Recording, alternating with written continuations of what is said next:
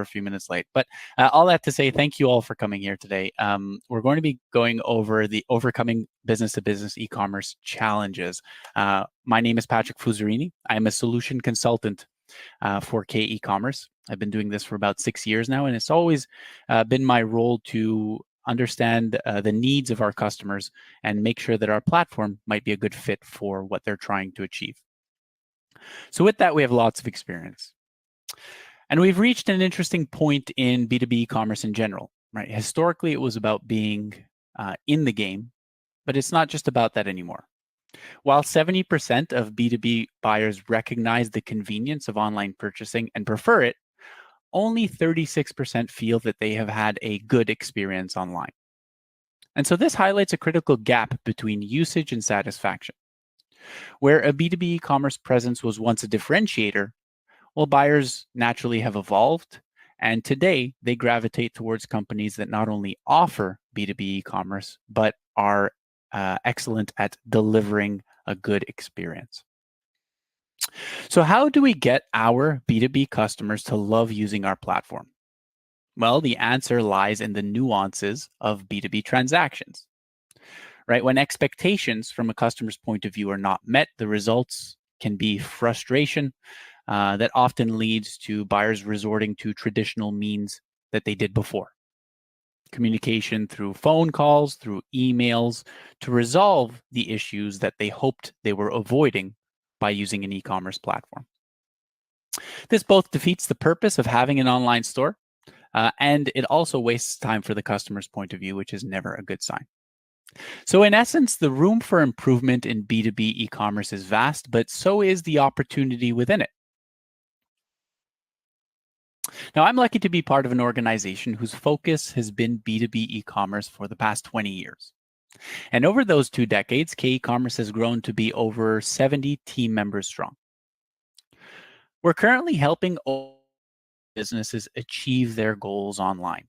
And this spans over 1,200 websites because many of these customers have multiple websites set up with us. Our commitment to B2B e-commerce has enabled us to build long-lasting relationships with our clients, many of whom have been with us for over 8 years. And we continuously look to adapt to the digital changes that are happening, and we're always looking to improve. Our websites are responsible for transacting over $2 billion annually. So k-ecommerce is first and foremost an integrated e-commerce platform. It's suited best for organizations running acuMatica as their ERP.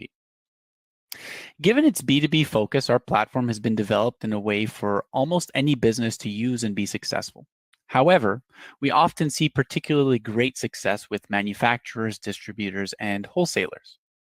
I do see your questions coming in. Feel free to write them in the chat. I'm going to get to them towards the end of the presentation. Now, being in the space for as long as we have been, we've seen some common threads, right? When looking for the right e-commerce vendor. One of the challenges that you might face is finding a platform with a full acuMatica integration. As a result, you'll have a system that requires much more effort than it needs to, elongating your business operations and obviously your costs. Now, you might look for a solution to this in a few different ways. One might be to get a platform, get some plugins, get some add-ons to connect everything together. And this introduces multiple vendors into your single e-commerce solution rather than letting one partner handle it all. Another trajectory or possible solution might be to consider a move to a platform that's more open source. And while open source solutions may have a seemingly low entry cost, they often come with lots of additional costs down the line for maintenance, support, and other customizations that you might want to add. Now, B2B buyers use between 3 and 10 channels to purchase their goods and services, between research and negotiations and all the rest. Now, buyers want an omni-channel experience and their digitally driven purchasing experience. They really want to be able to pick up from one spot and maybe continue on in another area of their life or at another point in time with the same or consistent results. So your e-commerce platform needs to take part in that consistent approach. And logically, putting Acumatica at the center of all this guarantees that single source of truth for all of your data. So with an integration in place, you can create an omni-channel experience since clients will have access to the specific information related to them, related to the pricing that they should be getting or the availability for certain items and so on. Now, it can be quite shocking to realize that only 22% of companies that are using dynamic pricing online. In other words, 78% of businesses or companies are offering or not offering their complex pricing that they offer to their B2B customers online. So, for example, they're not offering customer specific pricing for their customers that should be getting it. They're not offering things like volume discounts and so on. So in this day and age, going back to that omni-channel approach, customers should be able to see the same price whether they're at your online store or whether they're physically at a brick and mortar location. Now, when looking to implement an e-commerce platform, having an e-commerce strategy is going to be extremely important. Defining a structured approach to building a roadmap is what we've tried to do here today. So from this point out, we're going to be covering what we believe is a solid 5-step guide to streamline your buying process or your e-commerce process. So these steps are designed to guide you through the journey, ensuring that you're equipped with the necessary tools to construct a vision for where you want to go, and ultimately to be more confident in your decision making when choosing an e-commerce platform. So what is a B2B e-commerce roadmap? Well, 5 simple steps that are not merely a checklist of to-dos, but a guide to help you get thinking about what works for your business and how to match the great level of service that you're currently providing today in a face-to-face setting to match that online. Now, step 1 is to begin with a vision. Establish your goals. What does success look like for your e-commerce platform and for your organization? Is it increased sales? Is it about reducing operational costs and being more efficient? Maybe it's about expanding out to new markets to increase your overall revenue or potentially your reputation through higher customer satisfaction and importance. Define specific quantifiable targets that will drive your strategy forward. And just as importantly, make that vision crystal clear to all of those involved. You'll be surprised with how your team can find creative ways to hit the target when they know what the end goal is. And so this bleeds into step number 2. Get aligned with your team. If you knew everything about your organization, then you wouldn't need anybody else, right? The executives know the vision. Marketing knows how to penetrate the market. IT knows everything about data and infrastructure and security. Sales knows what to sell and who buys. And finance, well, we all know what finance knows. Aligning these diverse needs and requirements is crucial for a cohesive strategy. If there's one thing that I've learned over my 6 years talking to businesses every day, it's that this needs to be a collaborative experience. I can't even tell you how many times that I'm on a sales call and the conversation goes in a direction where different individuals from different departments are having a conversation that is news to the others in the room, that they don't even know within themselves what their own reality is. Step number 3, anticipate the challenges that you might face all the way through the process. Having foresight into what the next 5 years looks like is as important as looking into what the go-live plan might be. By anticipating challenges and planning for them, you can avoid common mistakes that end up derailing e-commerce projects for years to come. Now, you may be thinking, how can I plan for situations that I can't predict? Well, the easiest answer is to leverage experts who have seen these common pitfalls in the past. And this, for me, is one of the most underrated aspects until you've experienced it, unfortunately, for yourself. Right? Seek out an e-commerce partner, a partner that will ask the right questions, that'll challenge your thinking and your current process, and a partner that might bring up situations that they have seen come up in their past.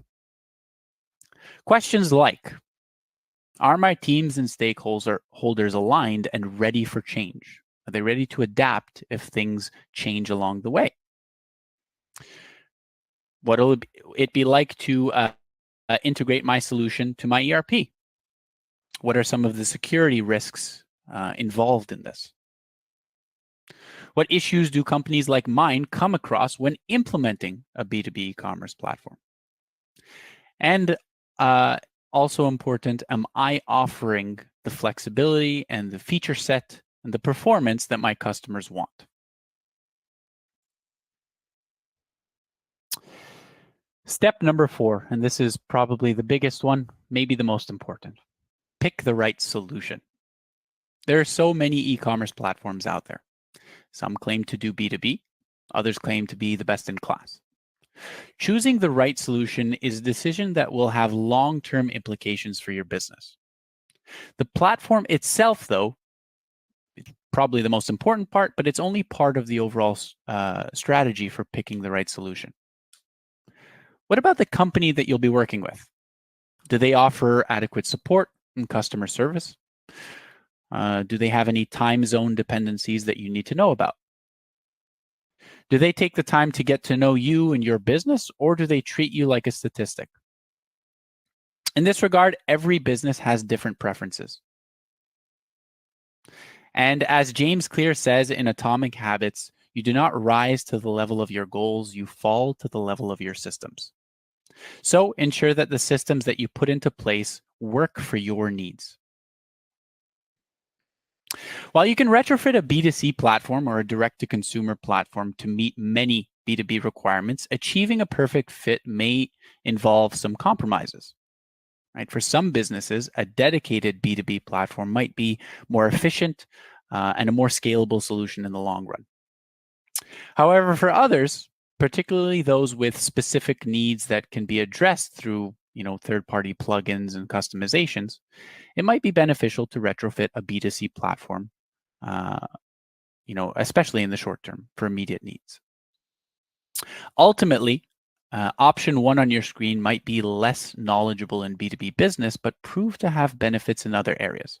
And that's natural. It was designed for a larger, more general market.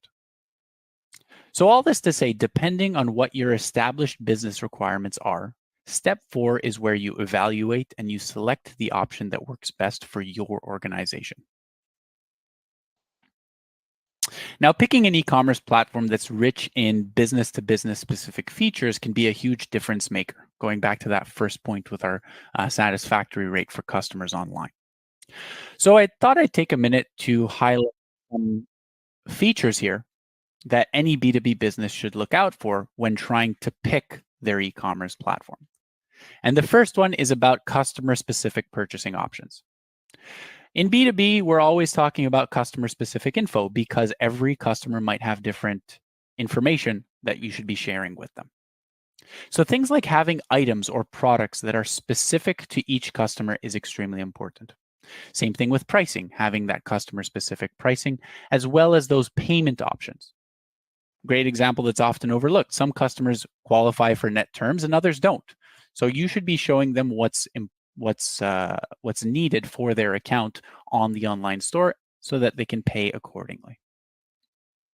When it comes to efficient B2B purchasing, this is pretty straightforward to get your customers buying the products that they need, to have them find what they're looking for, whether that's through reordering off of old orders or frequently ordered products from the past, or very importantly as well, importing a spreadsheet order form that they might have generated themselves with 20, 30 line items at a time.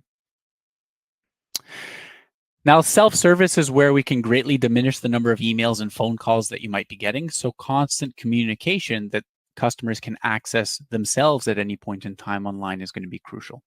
Status updates on orders with tracking information, detailed order history and invoice history so that at any point in time they can go back and review without having to call you or a salesperson.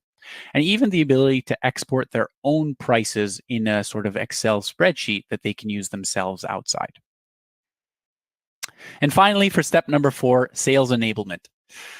This lets this tool become something not only used by your customers, but also for your internal team. Do you have the ability to have impersonation modes where your customer service or sales team can help your customers out on the fly online? Having user security and permissions set up for different access rights and different individuals is also extremely important. And finally, we get to step number 5 here. Get started. With a clear plan and the right team in place, it's time to take the first steps. Implementing your e-commerce strategy is a journey of continuous improvement and adaptation. As you move forward, you'll inevitably get to points where you have to take a step back from time to time, but always treat that as an opportunity to learn and to refine, to evolve, and keep your vision in mind. If I've learned anything, it's that you can do all the planning in the world, but when you get into it, action will allow you to realize your goals. And often the process of doing helps you realize that there are new possibilities out there that you didn't even consider before. But most of all, and I'll pretty much end with this, remember that just like a brick and mortar location, your online store should be given attention and upkeep.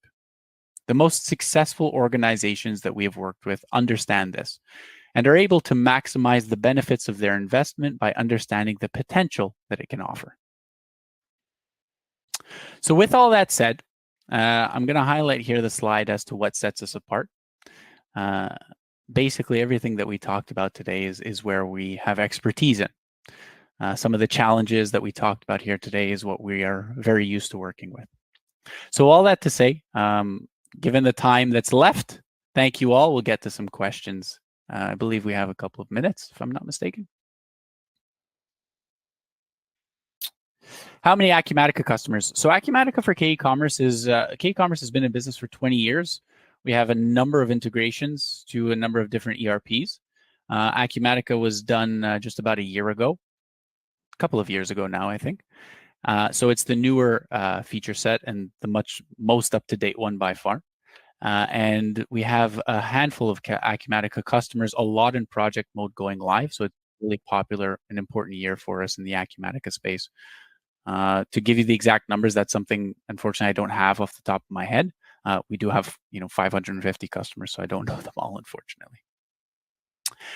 How about a sales configurator? This benefits both the customer and the vendor. Sales configuration is a very interesting topic. Depends what we mean by sales configuration.